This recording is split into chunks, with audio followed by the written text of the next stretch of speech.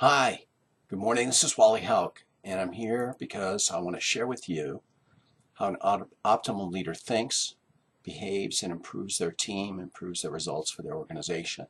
I want to talk to you this morning about the language of agreements.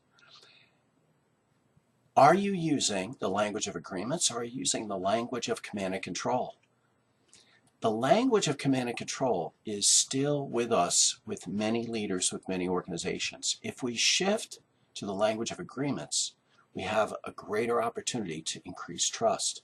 And increasing trust, relying on trust instead of control in organizations today is absolutely essential, especially with the millennials demanding that we give them more autonomy, more freedom to do their work.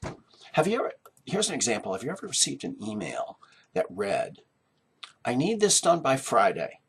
Please get it to me," period? Have you ever got an email like that?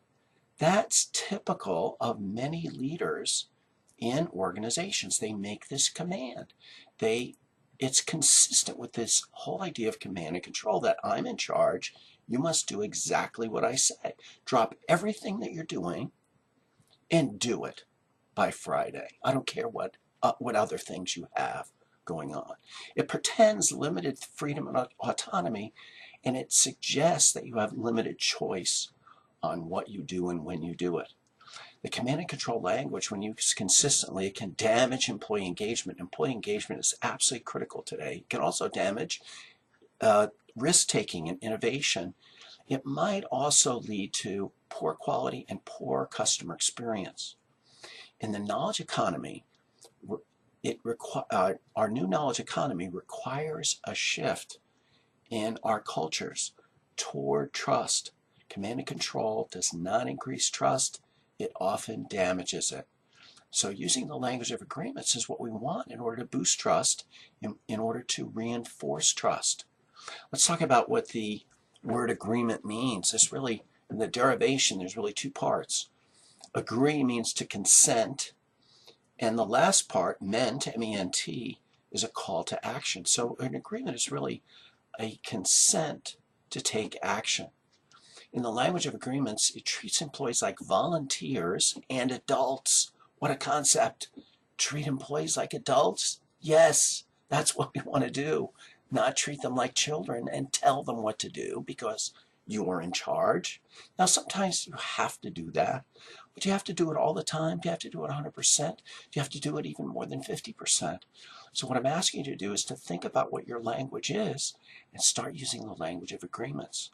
This is the type of language that gives staff, gives employees the idea that they have control, that they have autonomy, that that there's an opportunity for them to make choices. It also increases responsibility and helps influence them to behave like adults instead of to behave like children. Do your employees behave like children? Maybe because you're using the language of command and control. If we want to move away from the language of command and control, there are two behaviors that we want to be aware of and that we want to encourage. First, make only agreements that we intend to keep. And this is behavior for you so that staff will behave the same way. So make only agreements that you intend to keep. And secondly, let people know, communicate immediately to those who need to know. If you cannot, keep your agreements. Imagine what it would be like to work in an organization that treated people like this, treated people with respect, and did those two behaviors on a consistent basis. What would that be like? Would it improve innovation? Would it improve performance? Would it reduce the need for bureaucratic control? This is the kind of culture that we want in a work environment. This is the kind of culture that we want for ourselves and for our employees in order to serve customers. Let's go back to the email example that I mentioned earlier. How would the language of agreement sound if rewritten? Here's an example. Are you willing to make an agreement with me to get back to me and have that done by Friday? Yes or no? If yes, please acknowledge. If no, please let me know when you can get it done so I can plan. Thank you.